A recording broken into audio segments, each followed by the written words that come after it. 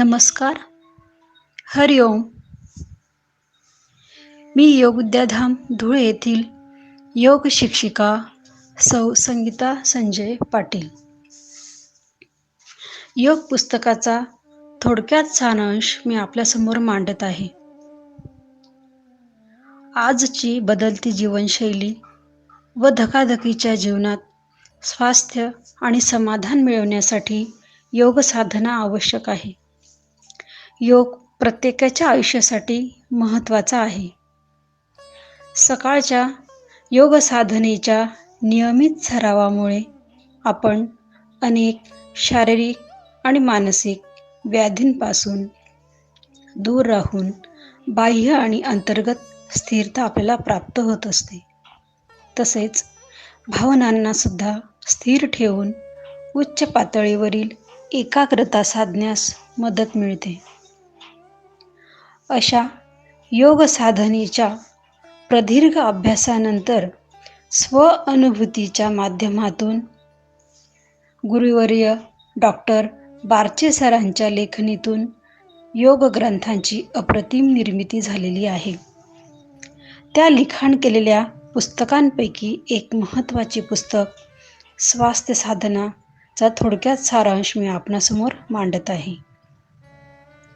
ज्या साधकांनी नुकतीच योगाभ्यासाला सुरुवात केलेली आहे किंवा ज्यांना योगाविषयी काहीही माहिती नाही, तसेच ज्यांच्या गावी योग वर्गाची सुविधा नाही, अशा सर्वांना योगाभ्यासासाठी निश्चितच ह्या पुस्तकाची मदत होईल.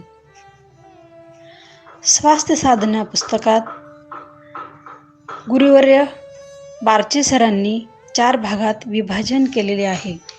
पहिला भाग अष्टांग योग, त्यानंतर दुसऱ्या भागात आहार विहार ह्याविषयी चर्चा केलेली आहे.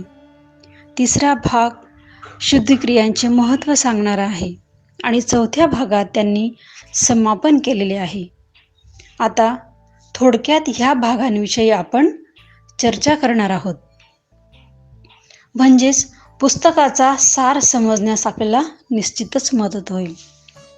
पहिला भाग म्हणजे अष्टांग योग.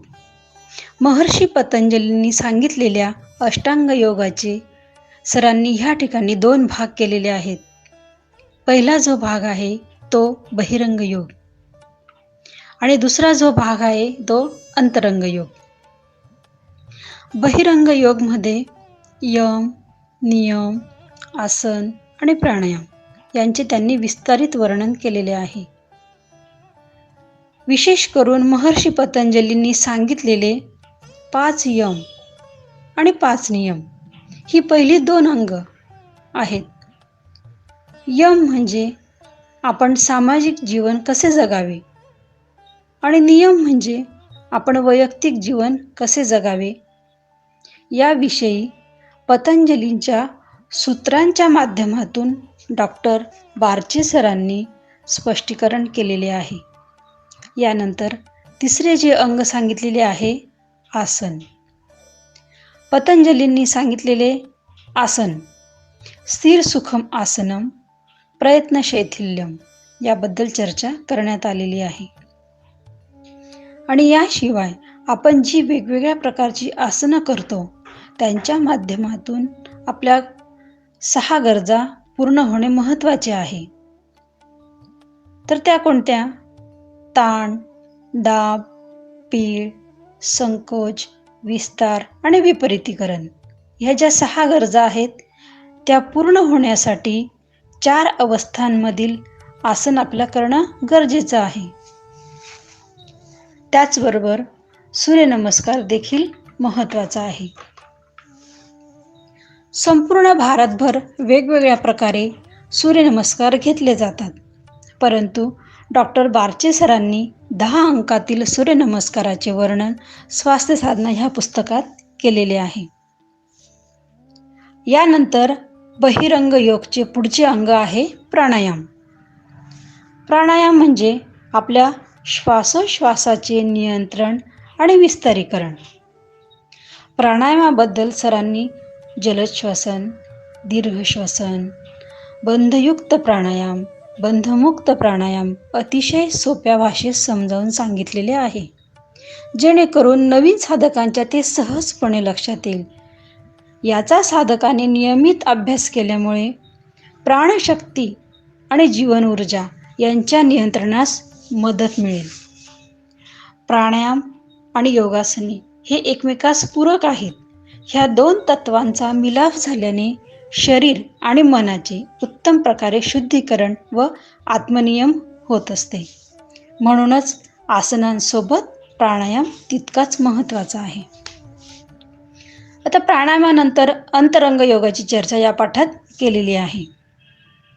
अंतरंग योगाची 4 अंग आहेत: प्रत्याहार, धारणा, ध्यान आणि समाधी. या 4 अंतरंगांच्या माध्यमातून आपल्यासमोर सोप्या भाषेत मांडणी केलेली आहे. प्रत्याहारात विशेष करून पतंजलींच्या सूत्राच्या माध्यमातून प्रत्याहाराचे महत्त्व सांगितलेले आहे. देशबंध चित्तस्य धारणा. धारणाचा अर्थ देश किंवा स्थान या ठिकाणी आपण बंधन मानून लक्ष केंद्रित करावे असे त्यांचे म्हणणे आहे. ध्यानामध्ये एकाच गोष्टीवर लक्ष केंद्रित करणे. तत्र प्रत्येकतानता ध्यानम निर्विषयम मनः. म्हणजेच एखादे ठिकाण, एखादा विषय, बिंदू किंवा देश याच्याशी एकरूप होणे. आणि समाधीच्या माध्यमातून शून्यावस्था प्राप्त होते असे थोडक्यात त्यांनी त्यात वर्णन केलेले आहे. बहिरंग योग आणि अंतरंग योग हे 2 भाग झाल्यानंतर अष्टांग योगाचा भाग या ठिकाणी समाप्त होतो. आता यानंतरचा दुसरा भाग आहार विहार, यावर गुरुवर्य बारचे सरांनी मार्गदर्शन केलेले आहे. फक्त योगाभ्यास करून आपण स्वास्थ्य प्राप्ती करू शकत नाही, तर त्याचबरोबर आहार विहार याकडेही लक्ष देणे अत्यंत आवश्यक आहे असे सरांचे म्हणणे आहे. आहाराचे आणि विहाराचे 2 भाग करण्यात आलेले आहेत. पहिला पचनसंस्था आणि दुसरा आहार का. सेवन जर नीट झाले तर पचन, श्वसन, सात्मीकरण, उत्सर्जन ह्या गोष्टी सुरळीत घडतात. आणि दुसरा भाग आहार. आहार जर घ्यायचा आहे तर तो कसा, कुठे, का आणि केव्हा घ्यावा याबद्दल थोडक्यात विवेचन केलेले आहे. आहारासोबतच महत्त्वाचा भाग असतो विहार. विहारात विशेष करून श्रम आणि मनोरंजनाचे महत्त्व त्यांनी सांगितलेले आहे. आता पुढच्या 3ऱ्या भागात सरांनी शुद्धिक्रियांचे वर्णन केलेले आहे. त्याचे देखील 2 भाग केलेले आहेत. पहिला योगिक शुद्धिक्रिया आणि दुसरा निसर्गोपचार शुद्धिक्रिया. तर पहिला जो भाग आहे योगिक शुद्धिक्रियांमध्ये वमन, जलनेती, दंडधोती, शंख प्रक्षालन याच्याने आपण आपले आरोग्य चांगले ठेवू शकतो. तसेच निसर्गोपचारामध्ये एनिमा, कटिस्नान, उष्ण पादस्नान, बाष्पस्नान, पूर्ण शरीर चादर लपेट आणि स्थानिक लपेट याच्या माध्यमातून सुद्धा आपण आपले आरोग्य उत्तम ठेवू शकतो.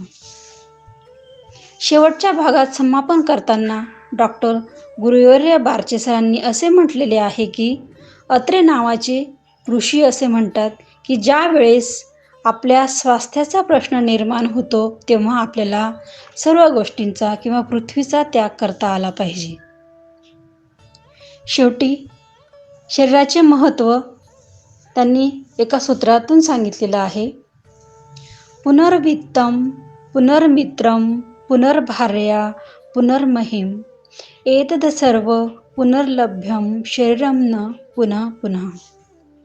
या सगळ्या गोष्टी आपल्याला जीवनात पुन्हा पुन्हा भेटतील, परंतु स्वास्थ्य भेटू शकत नाही. ह्या कोरोना काळात आपण त्याची अनुभूती घेतलेलीच आहे. या पद्धतीने स्वास्थ्याबद्दल खूप महत्त्वाच्या गोष्टी सरांनी आपल्याला सांगितलेल्या आहेत. या पुस्तकाच्या माध्यमातून कोणीही योग साधना केली तरी त्यांना याचा लाभ होऊन त्यांचे जीवन सफल होऊ शकते आणि उत्तम आरोग्य प्राप्त होऊन जीवन सुसह्य आणि आनंदमय झाल्याशिवाय राहणार नाही. धन्यवाद.